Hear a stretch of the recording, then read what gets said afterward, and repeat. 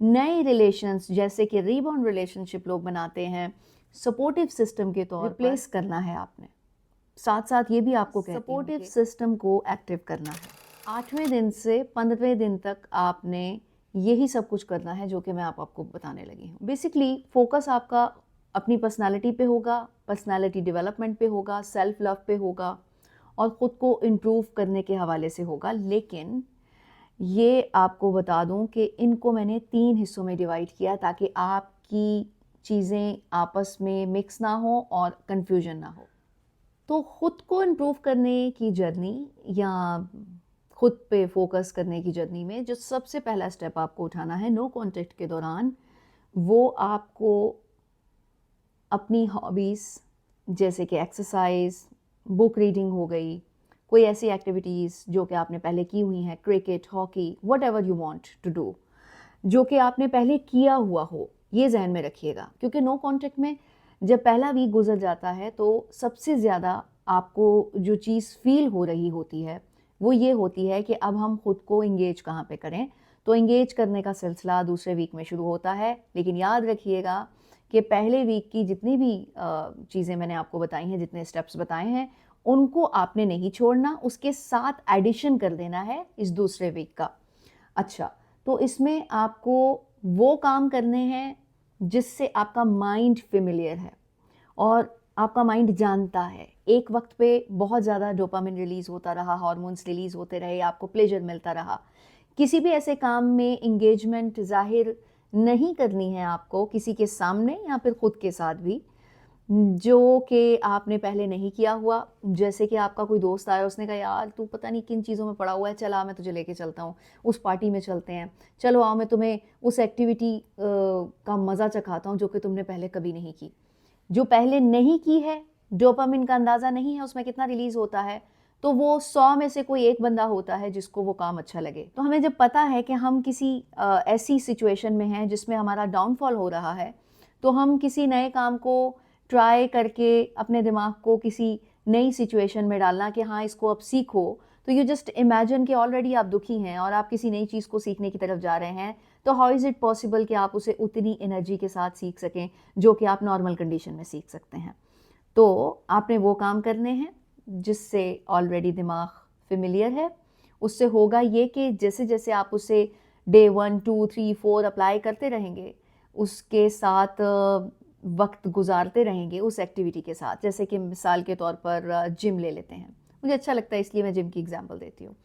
तो आपने एक एक्सरसाइज शुरू की, एक मसल को एक्टिव करना शुरू किया, फिर दूसरे मसल को एक्टिव करना शुरू किया, तो उससे होगा ये कि जो पुरानी यादें थी वो एकदम रिफ़्रेश हो जाएंगी। पुराना जो डोपामिन रिलीज़ होता था, सेरोटोनिन रिलीज़ होता था, वो सब वैसे ही माइंड को याद आना शुरू हो जाएगा और आप दूसरे हफ्ते में उसके साथ एडजस्ट हो जाएंगे। दूसरे हफ्ते में जो दूसरा काम आपको करना है, अपने सपोर्टिव सिस्टम को एक्टिव करना है।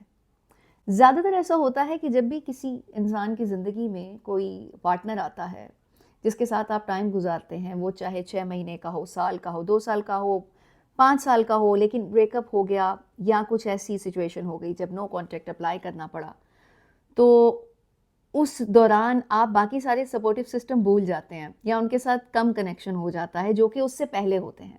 तो उन कनेक्शंस को आपने बहाल करना है। वो आपकी कोई दोस्त भी हो सकती है, वो आपके कोई फैमिली मेम्बर हो सकते हैं, सिबलिंग्स में से कोई हो सकता है, कोई हमसाया हो सकता है, कोई ऑफिस कलीग हो सकता है, कोई क्लास फेलो, कोई भी ऐसा जिसके साथ आप बातें शेयर करते हो, या फिर कोई ऐसा जिसके साथ आप रोज़ बात नहीं करते लेकिन जब भी कोई मसला होता है तो उसको फ़ौरन से टिक टिक टिक टिक करके बोलते हैं हाँ यार ये मसला बता ज़रा, जिसका सलूशन बता दे फटाफट। ठीक है, तो उन सपोर्टिव सिस्टम्स को आपने एक्टिव करना है। याद रखिएगा ऑलरेडी जो मौजूद हैं उन पे आपने इस वक्त में फोकस करना है। नए रिलेशंस जैसे कि रीबॉर्न रिलेशनशिप लोग बनाते हैं सपोर्टिव सिस्टम के तौर पर, बिग क्रॉस है मेरी तरफ से। तीसरा स्टेप आपने जो दूसरे वीक में उठाना है या अपनाना है, आपने रीडायरेक्शन देनी है अपनी रोज़मर्रा की रूटीन को। अब आप कहेंगे जी पहले 2 स्टेप भी रीडायरेक्शन के ही थे। हाँ जी, लेकिन मैंने डिवाइड किया है, डिफरेंस बताने लगी हूँ ताकि आपको आसानी हो जाए। रीडायरेक्शन मीन्स के आपने अभी मुस्तकिल गोल नहीं दिया कोई अपनी लाइफ को। कोई भी इंसान ऐसा नहीं होता कि वो किसी रिलेशनशिप में आया हो, एक स्टेज होती है ना लाइफ की, तब जाके आप रिलेशनशिप बनाते हो ना। कोई 22 साल, 20 साल, 25 साल, 30 साल, 35 साल, 40 साल, मतलब 22-23 साल के बाद कोई रिलेशनशिप इस तरह की सिचुएशन में आ जाता है। तो उसके बाद आप एक ऐसे रास्ते पे चलते हो जिसमें आप अपने पार्टनर को साथ रखते हो और फिर गोल सेट करते हो। ये 90 to 95% लोगों का यही हाल है। और जो बाकी, अच्छा है, बुरा नहीं है। अच्छा, जो बाकी 5% बचते हैं वो शायद पहले से कुछ गोल लेके चलते हैं और कहते हैं कि जी तुम मेरी ज़िंदगी में आ गए हो और मेरा ऑलरेडी ये गोल था और मैं इसको अचीव करना चाहता हूँ और तुम भी मेरे साथ इस गोल को पूरा करने में साथ दो। और बहुत वो 5% में से भी कुछ 2% ही लोग होते हैं जो कि इस तरह का करते हैं। लेकिन जो 3% होते हैं वो कहते हैं जी हमारा भी ऑलरेडी कोई गोल है, अगर तुम साथ दोगे तो ओके फाइन। मतलब उनकी कहानी अलग है, लेकिन हम 95% लोगों की बात कर रहे हैं जो कि इस तरह के गोल रखते हैं, लेकिन आफ्टर रिलेशनशिप गोल से या तो हट जाते हैं या फोकस नहीं कर पाते और साथ लेके चलते रहते हैं। उन चीज़ों को इकट्ठा करना शुरू कीजिए, उन सारी कॉन्टेक्ट्स को बहाल कीजिए, सारे रिसोर्सेज को एक्टिव कीजिए जो कि उस गोल को पूरा करने के लिए आपने किसी वक्त में सोचे थे, और सारा फोकस उस तरफ डाइवर्ट कर लें।